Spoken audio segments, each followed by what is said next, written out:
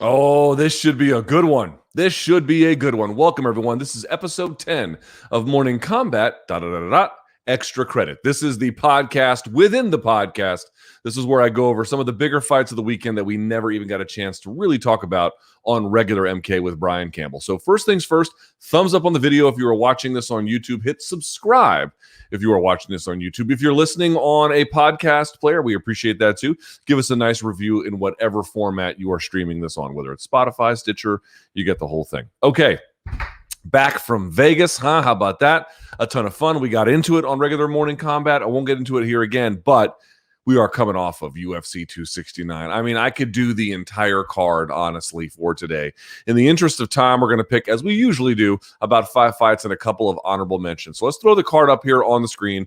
The ones highlighted in yellow, that's what we'll get to here for today. For folks, again, listening on the audio podcast, that means Kai Kara-France versus Cody Garbrandt. Sean O'Malley taking on Raulian Paiva. Dominick Cruz, what a win he had, huh? Taking on Pedro Munhoz. Andre Muniz taking on Eryk Anders. And then last, certainly not least, Erin Blanchfield's win over Miranda Maverick. I'll throw out a couple of honorable mentions along the way when we get to the end here as well. But I want to talk about these 10, or these 5, I should say, episode 10 here to start. Okay? All right. Let's get into it if we can. Kai Kara-France defeating Cody Garbrandt 321 of the first round. We talked about this a little bit on Morning Kombat, although the plan was to predominantly get into it here. This is a tough one. This is a really, really tough one. The biggest read I made, I talked about this on the post-fight show. I went back and I watched the fight a couple of times extra beyond what I experienced live on Fight Night to see if I had the same reaction. I more or less do. I'm a little bit more sympathetic to the argument that maybe the durability issues are costing him. Again, to go back, people were like, oh, it's his chin, and it's, that's really the difference here, and blah, blah, blah. And to be clear, it is a problem. I can acknowledge it much. And I did on Saturday night, but I thought it was also worth repeating, and I maintain this, that part of his issues is, for our European listeners, you may not understand this, but I talked about this. Actually, I just did a podcast with the Schmo. I've made this comparison a few times, but it's worth repeating at least once more, which is we have the NFL, right? The National Football League. One of the hardest things to do, if you watch quarterbacks in college, they actually don't start what's called under center, which is right behind the center, the guy who hikes the ball to the quarterback. You'll note that they often stand what's called in shotgun, which means a little bit further back, 5, sometimes even more yards than that. So it gives them a big survey of the target, but it also creates a little bit of lag time before the defenders can get to them. Why do I bring all of this up? Because by the time you get to the NFL, they do some shotgun formations, but a lot of it is under center. And the quarterback at the highest level is expected to go to the line of scrimmage and look at how the defense has lined up. How many are they rushing? Are they loaded on one side? What are they looking for? You have to be able to read that, and then once the ball is in play, to make according decisions based on how much that follows up or what it changes or blah, blah, blah. And you can imagine that, those reads of the line of scrimmage, they have a huge impact on ultimately what throw the quarterback decides to make, and whether it's in double coverage or whether they're open, blah, blah, blah. But your best quarterbacks, your Aaron Rodgers, your Tom Brady's, these are the guys who at the line of scrimmage can look around and go, okay, I know what I'm up against. Tony Romo got in trouble as a commentator because he was at the line of scrimmage as a commentator and then calling out what plays were coming next. That's an important skill to have. I bring all of it up because it just seems to me like Cody's got a bit of an issue there. He has a hard time, it appears to me, making reads about what is coming at him, and therefore, as a consequence, effectively either blocking, being absent, or just slipping off to the side and getting out of the way. We know he's got good athleticism, not really much of an issue. We know he can hit hard, not really much of an issue. He looked to me like he was moving pretty well at flyweight. We never really got a chance to see that tested, but that double jab entry and then the location of it, it just completely fooled Cody. Now, understand, fighters get fooled all the time by what they see, and then something lands, and sometimes it can be catastrophic, but a lot of times it doesn't necessarily have to be that way. It seems like everything he gets hit by has this either catastrophic or nearly catastrophic response. To me, that says a couple of things. I will acknowledge probably a little bit more than I should have on Saturday that I do think that the durability issues, they are quite real. I don't know how you fix them. You could go back to 135, certainly, but that by itself wouldn't erase the problem. We also don't know to what extent he had those problems exacerbated by being at 125. Still, That's a problem. And the other problem is if you just don't know what's coming at you and you have a hard time making reads and adjustments about it, you're going to get hit a lot cleaner than normal. You're going to take the full brunt of them because you literally don't see them. If you can see punches coming and then kind of roll with it and block and it kind of deflects a little bit, none of that is great per se, but that will keep you in the ball game a lot longer than just getting stole on constantly. And it just looks to me like when these guys land, Cody just doesn't see it coming. You look at the case of this fight, I said he was stationary on Saturday night. That's not quite true. It's somewhat true.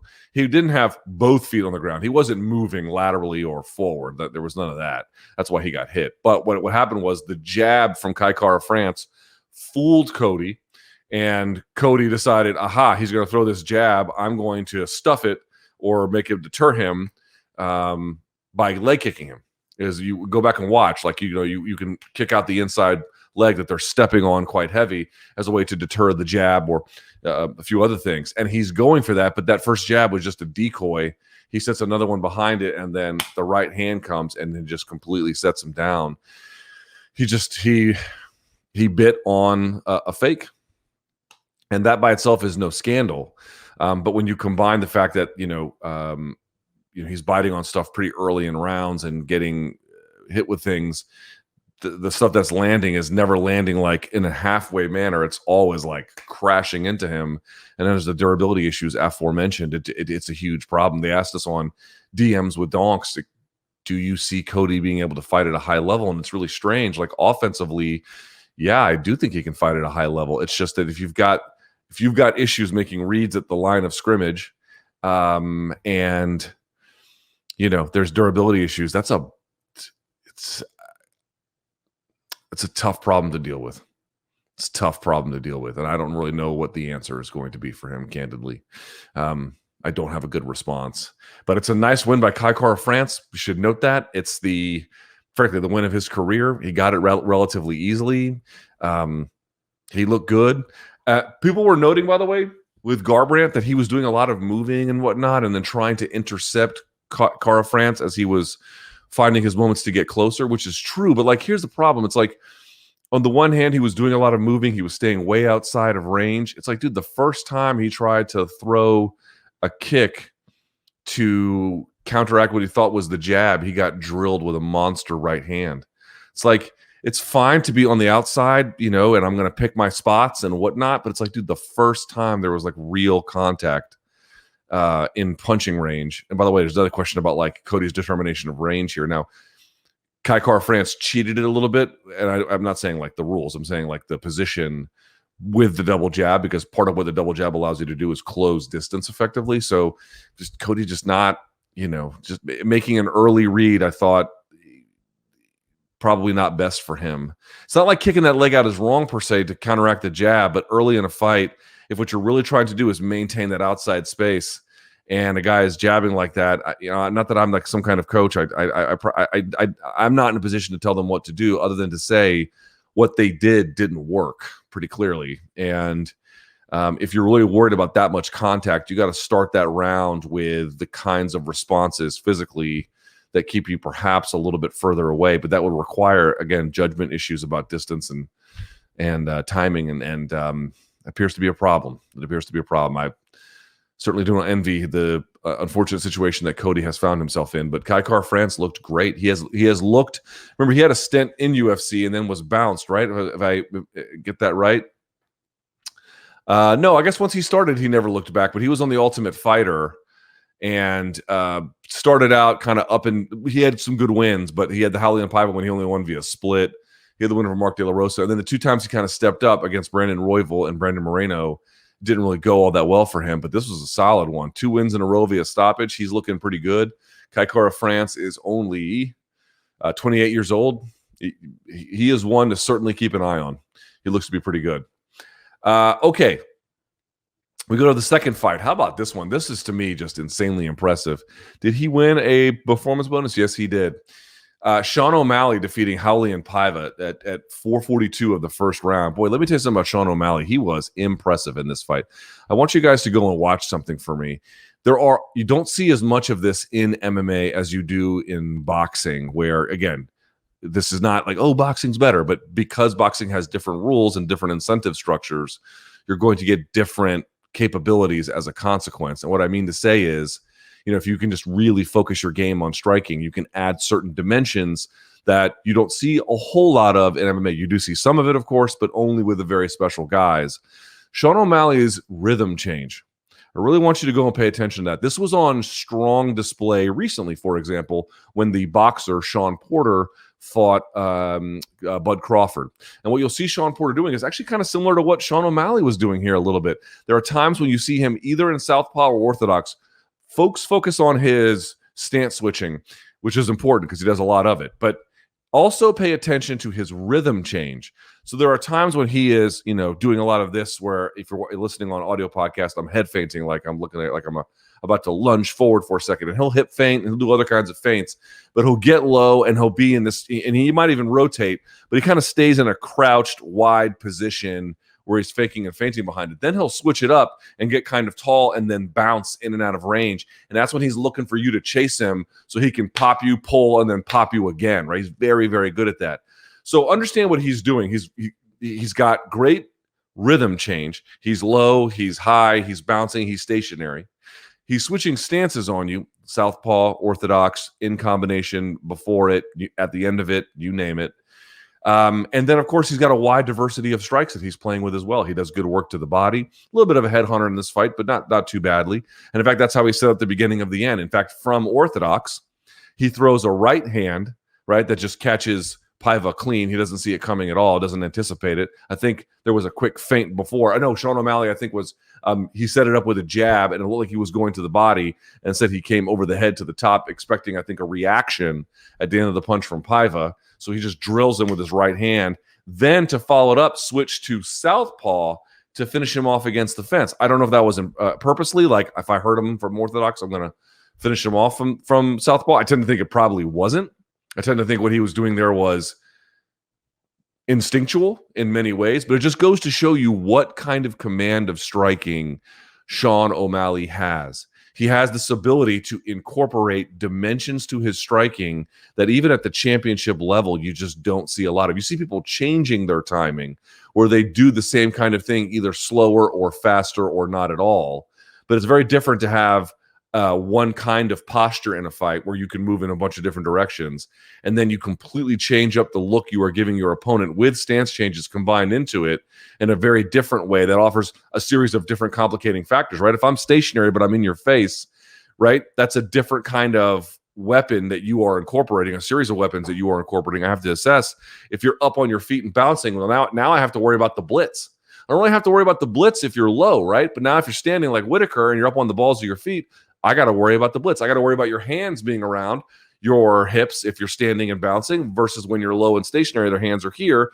So again, there's challenges that come with either of them, but now I'm switching them up. I'm incorporating them into a wider array of dimensions. Dude, I don't see a lot of guys change up rhythm the way O'Malley does.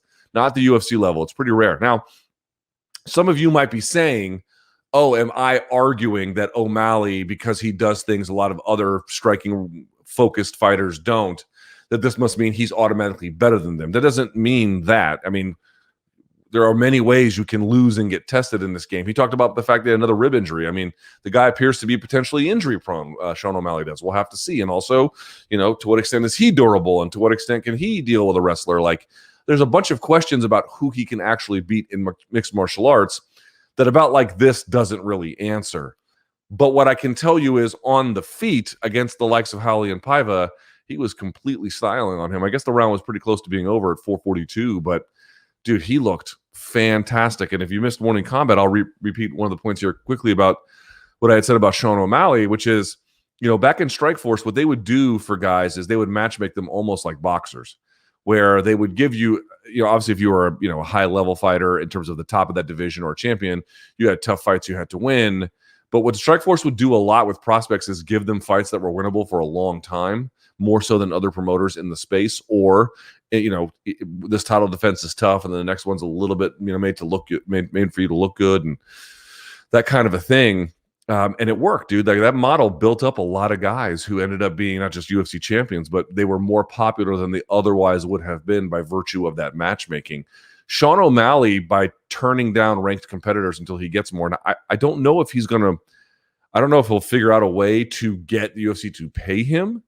But in terms of making himself look good, dude, these are memorable performances. These are highlight reel knockouts. He validated his place on the main card with the way he fought like this and delivered like this to open the main card.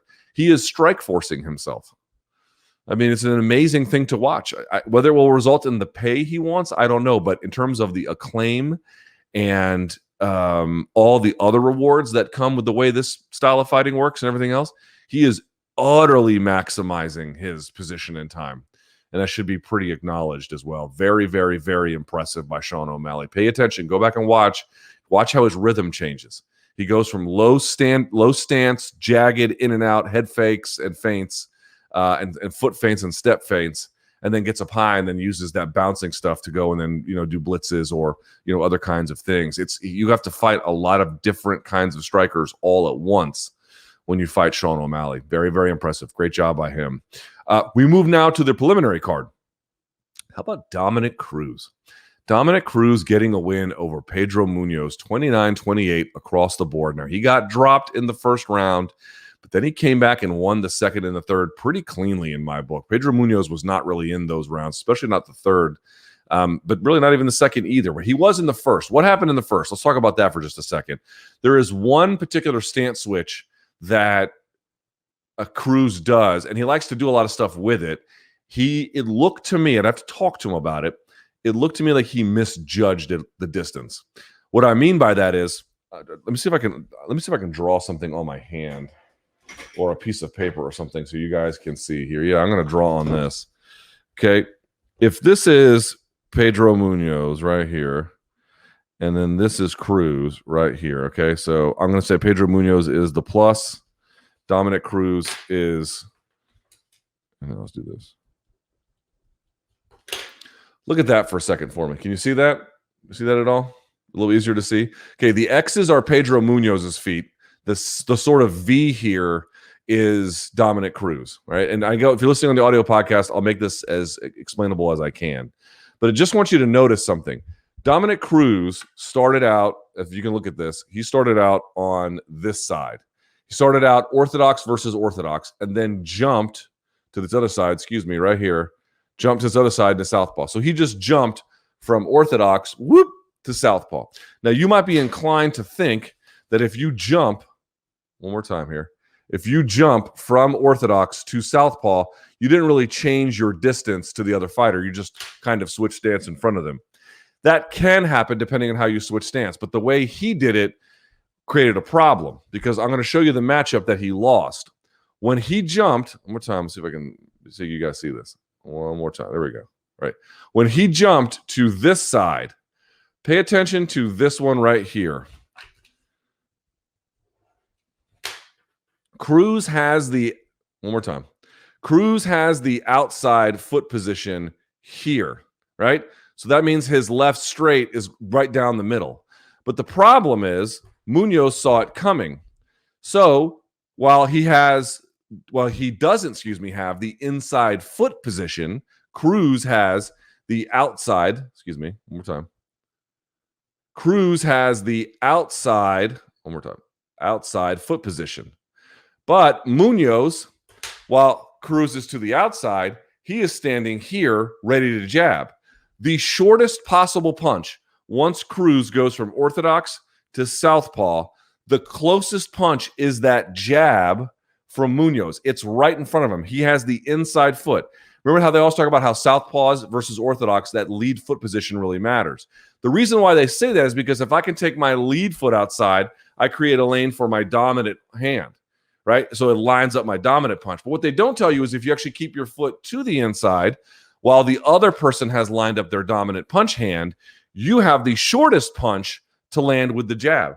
So in the middle of hopping from orthodox to southpaw, what he ends up doing is just lining himself up in transition for the shortest punch possible between the two of them, which is the Munhoz jab to the face of Cruz. Well, what Munhoz did was, A, make a great read and do it so quick, he was able to catch it as Cruz is coming into that southpaw position. Normally what he likes to do is hop from southpaw to orthodox, not just a switch, but like a literal hop over. And because from there, he can then level change. He can then weave underneath the punch and then throw one on top. It's actually a pretty handy stance switch for him. He must have misjudged the distance because he did set up the lead outside left to go straight down the middle, but he wasn't quick enough and then centered himself for a jab to the face from Munhoz before he could do anything. And that's what sat him down. That's what caused all those problems for him in the first. So it was a great job by Munhoz to catch him like that. Bit of a misjudgment and a miscalculation on the part of Cruz. But that aside, he ended the first round, I would say, quite strongly. And then the second, third round, they were all his. I'll boil it down to this.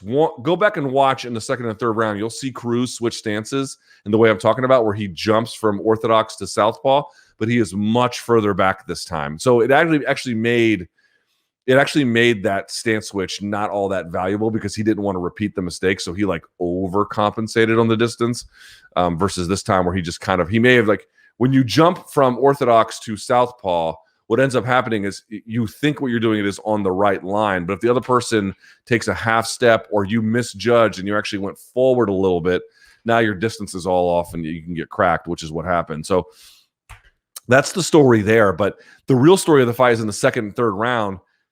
It's a two-part issue for me. One, Cruz made it this way, and B, Pedro Munhoz didn't have an answer for it. But Pedro Munhoz just gave him way too much space. Like, way too much space. Like, way too much space. We talked about it on Friday, dude. To the extent Cruz has room to move, he's going to light you on fire. If he has room to set up weaving, stance switching, blitzes, stance switching through combination, like from far away, and then he can launch into like 1,000 strikes through this long process. Like, dude, it's going to be hard to beat him that way. There were some of the leg kicks I saw from Munhoz in the first round that kind of went away after that. He was just waiting around too long. And of course, you can credit Dominick Cruz for much of that, right? For giving him so many looks, for being on his horse the whole time and moving and ducking and dodging and then throwing his own strikes. And by the way, another great thing that Dominick Cruz did was go back and look at how many combinations he threw. He wasn't trying to pitter-patter Pedro Munhoz. He knew Pedro Munhoz was probably going to be stationary as he got out of the way, or at least his feet would be planted. So if he could, let's say, circle around him or get him moving backwards or get him to slip, and then you stay in position so he'll slip and then come back to where he was, and then you can keep firing. So it was just great job by Dominick Cruz in creating the conditions under which he can thrive. Not some great reads from Pedro Munhoz outside of that first round. First round, he did a great job. Second and third, not so much. And, the misjudgment by Cruz cost him in the first, but it didn't cost him the fight. Dude, for him to get a win over a guy as good as Pedro Munhoz at this stage of his career is extremely validating. And then, to do it after getting dropped, he's a tough out. Dominick Cruz is still a tough out. I thought he was kind of on his way out maybe after the Cejudo loss. That was very premature of me to even assume as much. Not true. He is still a very difficult fighter. But again, I'm going to go back to it. Like, dude, in MMA, the octagon gives these guys so much room to breathe. It's not like the 490-degree angles that come with the square of the boxing ring. They have so much open space. A big key component is a lot of guys need that space to get their creativity, flowing. And the bad part is if they have it, they're going to be really hard to beat. But the good news, albeit the tough news, is that you have got to limit their movement. Dominick Cruz forced to be in a phone booth fight. Not saying he can't win, but that's going to be a very different fight anyway from when he has room to move. So great job by Cruz. Some decent things from Pedro Munhoz for sure, but not enough to get the W in the end. All right, let's talk about a couple more of these that I want to give some attention to. The first of them was the main event of the Fight Pass portion of the card. How about Andre Muniz defeating Eryk Anders? He just seems like a beast at middleweight. Muniz is a huge middleweight. He is very much in control. Let me look. How old is this guy? I have actually not paid a whole lot of attention to him. 31. He's got a little bit going on for him in terms of age. He has 4 losses, but they came from 2016 and before. Some of them from 2012. and even further back. But since 2017, he is basically undefeated. He's undefeated in the UFC. He had 2 wins on the Contender Series. Bruno Assis, Taylor Johnson, Antonio Arroyo. Then he beat Barstos Fabinski. Then he submitted. Well, actually, he submitted Fabinski, then submitted Jacare, and then submitted Eryk Anders as well. How did he do it? This one is so nice. First of all, how did he get him down? There's a couple ways he was like creating space behind Eryk Anders and then kicking his feet out as he pulled him back into the negative space. But the real one he did was, you guys have seen this a million times, where they'll get to the side of an opponent and then weave one leg over the near side and then behind the other one. You see this all the time. It's a common tactic. It's designed to spin them down to the ground. I think Danaher was the first one I've ever saw. No, maybe Henzo, but of course it's the same family system there. It's actually a very effective takedown in the right hands. But like the people who know how to do it, it's quite nice to get. So he gets to the back, and then eventually what you see is Anders is going to get to his base and stand. Now, not fully stand. His hands will be on the mat, and his feet will be on the mat, and he will have his rear end in the air. What Muniz does is he has the back at this point. So what he decides to do is he decides to, as the weight comes up the back from Anders, he actually sags his own weight forward and then behind the right arm. The hand of Anders is now planted on the mat. So what he does is he actually reaches behind it and now clamps it to himself, right? He comes, actually, you'll watch it. He comes underneath the arm almost. And then around on that same side with his own right arm, he actually grabs the back of the leg of Eryk Anders and then pulls and drives his own hips. Watch him go get his hips stiff, drives in that direction. Why is that important? Because one, it takes Anders off of his feet, first of all. Holding that leg almost serves as a cradle once they get. Now, he has to eventually let it go, but it almost serves as like a cradle where the person can't quite get on their base because you're pulling out that near side leg from under them. But more importantly, he locks up the arm behind him, then goes for the leg to pull it. So by the time he decides to then twist his hips underneath to go for the arm bar, the arm is already tucked behind him. Understand something. With the arm bar, you can have it with 2 hands close to you. A lot of people grab it with the crook of their elbow and then, try to wrench it, or, there's a lot, or, even with the center part of the forearm to hold it to their chest. One of the most vicious ways is to actually tuck their hand behind your armpit and then to wrench. It gives it that much more torque. What I'm trying to point out to you is he's able to A, lock up the arm behind him, and B, cause Anders to be pulled off of his base so that he can then go, Muniz, into the armbar position, all with one fell swoop with his with his arm. Reaching out behind, clamping that arm to his side, and then getting behind the leg, front and then behind the leg, all on the right side of Anders, all to pull him out, and he gets him on his side, and then he just twists underneath the armbar. Understand that if you try and get to the back, right, and then I'm going to work on my choke, you might get your choke, especially if you're Charles Oliveira fighting Dustin Poirier. But for most people, in a lot of cases, if you try to go for a choke once you get to that position, it's going to be harder, right? Like if I'm in mount and I'm mounted on someone and their arms are here, and granted in MMA I could open up with punches, but with jiu-jitsu, if their arms are already here, I have to now create separation from their arms away from their body. That's another task I have to do. What Muniz did is, I'm going to set up my armbar finish before I even start the armbar. I haven't even got to the position where I can apply the armbar, but what I'm going to do first is I'm going to lock up the arm, then I'm going to take him off of his base, and then I'm going to move into armbar position. I want to go for the armbar when his arm is already fucked before I even try.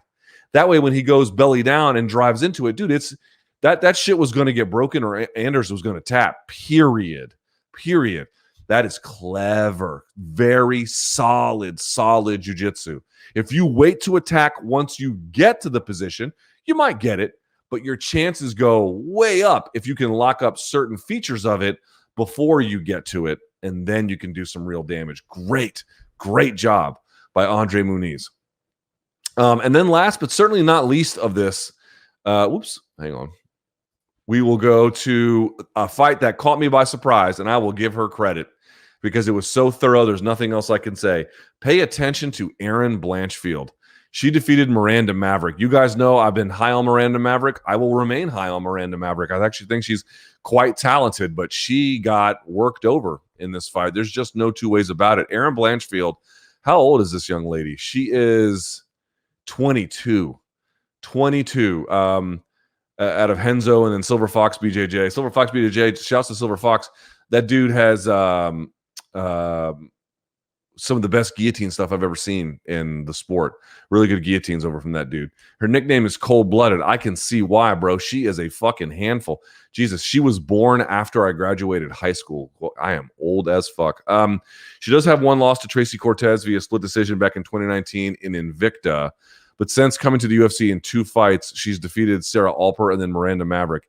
A bit of some finishing issues, at least at this level. She only has 3 stoppages out of 9 fights, which is okay, but not great. But where she excels is her takedowns. I mean, this is so amazing, right? Let me pull up the numbers on this if I can, just to give you a sense of things. So Erin Blanchfield in this fight scored 7 of 8 takedowns. She got 4 in the first, 3 in the second, and then 1 in the third. But in the third, she held it for 3 minutes and 38 seconds control time. She had overall 12 minutes of control time in this fight. And what was kind of interesting was she obviously did a lot of outstriking. Now, in the first round, they didn't do a lot either, 6-8 Maverick to Blanchfield in terms of significant strikes. But in the second round, Blanchfield had 24, Maverick 8. And in the third round, 14, Maverick just 7. Here's what was so impressive about this. It was that once she got to the floor, her control was overwhelming. Maverick simply could not do anything to create the kind of space or move the balance of Blanchfield in a way to attack it ever. And what was more impressive than even that was not that she got 7 of 8 takedowns. They might be, this is probably not quite true, but there might be 5 or 6 different types of takedowns that she got those 7 with. She might have gone back to the well on 1 or 2 of them. But, dude, she was using what I'm trying to point out is she not only had takedown, like, if I have like a great double leg and my single's like okay and whatever, and we wrestle, my double leg could be so good that in a wrestling match I could get 10 takedowns and you'd be like, wow, his wrestling was dominant. But like, what if, for example, I go up against the next person and my double gets stuffed, but they have a weakness to single legs, but my single leg's not that great, right? The point I'm trying to make is if you can dominate someone in the wrestling department and you can do it with a variety of different takedowns, it means that like without question, your wrestling was way better. Add in the 12 minutes of control time. Plus there was a sub attempt that she got credited for, Blanchfield, in the second round. I don't know how many passes that they credit with her or to what extent that they match that or look for that. But dude, this was big bank take little bank. Maverick is still a talented fighter. I wouldn't lose sight of that at all. But at 22 years of age, obviously we have to slow our roll here a little bit. There are some pieces of her game that need legitimate work, and even the parts that are great could always be better, and all of it could become a more cohesive whole. But Blanchfield, dude, she ran the table on Miranda Maverick, at least in this one department of the game, and made it look, effortless is not the right word, but that hopeless is the one I would use for Maverick. By the middle of the third round, you're like, okay, yeah, this is completely hopeless. She can't extract herself. This other person's ability is just so far beyond. You're going to get what you're going to get. So I don't know exactly where she goes. Maverick is now at 0-2 after starting the UFC auspiciously, so she's got some work to do for sure. But Blanchfield, I was sleeping on her before. I can readily admit I did not think a whole lot one way or the other, but she caught my attention certainly with this win. One of the most impressive. This whole card, by the way, I mean, I could just go up and down this thing. It's not very difficult. There's a lot of fights that were great. Jillian Robertson getting a nice rear naked choke win. Tony Kelly beating Randy Costa the way he did. Costa just looked out of it for a while. Bruno Silva's great win over Jordan Wright. How about Tai Tuivasa blowing the doors off Augusto Sakai? There's a lot you could point to. I'm going to give honorable mention to 2 more fighters. The first one, I guess, I will give to Ryan Hall, defeating Derek Minner, 30-27 on 2 of the judges' scorecards, 29-27. I tweeted about this being like, I didn't know how the judges would look at it because there wasn't necessarily an overwhelming amount of ground and pound from Ryan Hall in certain positions, but clearly enough to get the job done. The thing that was so impressive was He changed up some coaching things, which, I guess I'll leave to him because certainly he's going to know his career better than we will. Seemed to work, by the way, to obviously it's a very small sample size, but he looked pretty good. But he didn't look like in the Topuria fight. I just didn't understand. I'd have to speak to him, but I didn't quite understand what some of the roles were trying to achieve. And obviously they didn't do what they were supposed to do in the end because he got finished off with strikes. But in the Minner fight, you saw a little bit more conventionality, I thought, some of his games. Like, I mean that in a good way. He's still going to have the, reverse De La Riva back take kind of things that most people in MMA don't. But in this particular case, he was conventional in like the right adjustment. And then the other thing I really stood out to me was like in that third round, dude, like Minner didn't do anything. And Ryan Hall held mount for almost the entirety of, I have to pull up the numbers here about how long he had what they're awarding for control time. According to Fight Metric, he had 5 minutes and 37 seconds of control time, but in that third round he had 3 minutes and 43 seconds, so he had a bunch in that round. What I would say is, it's kind of amazing to me, like there's a lot of people who get to mount. Even Blanchfield against Maverick, they would get to mount, and you would see that like they'd throw a lot of heavy punches in there, either because they feel like they can get the opponent out of there or because they know they're not going to hold that position for very long, so bomb on them while you can. Ryan Hall had the exact opposite calculation. His control of mount was so good that he didn't have to have this like do or die ground and pound to get the results he wanted. He was able to control the guy, and he had like, I would say, moderate to good ground and pound, but nothing like super savage. He didn't need it. He was landing punches, he was scoring damage, and he was controlling a dominant position from which he could do those things almost effortlessly. Like there was no way Minner was getting out of that. Ryan Hall is surprisingly strong. Like Oliveira, those skinny, wiry guys have a little bit of squeeze on them. I've rolled with Ryan a number of times. I can tell you about it. His squeeze is actually very, very good. And anyway, you get the idea there. You don't see a lot of guys who either look to mount or can hold mount, and then on top of it, can keep it for long periods of time while doing ground and pound. Like they can make different choices about their offense because their control position is so good. And then last but not least, there was a hell of a fight between Dan Ige and Josh Emmett. This was the main event of the prelims. A really, really, really great fight.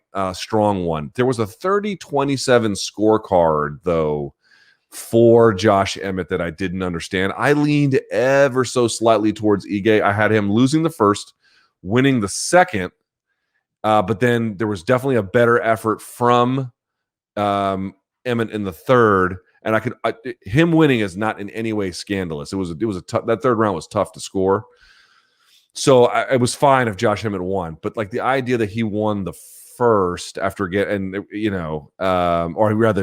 he won the second. There was a couple times where he got buzzed with big punches, like hurt with him. It's like I don't quite get that, but it's a nice win for Josh Emmett being back after 18 months, something like that, almost 2 years.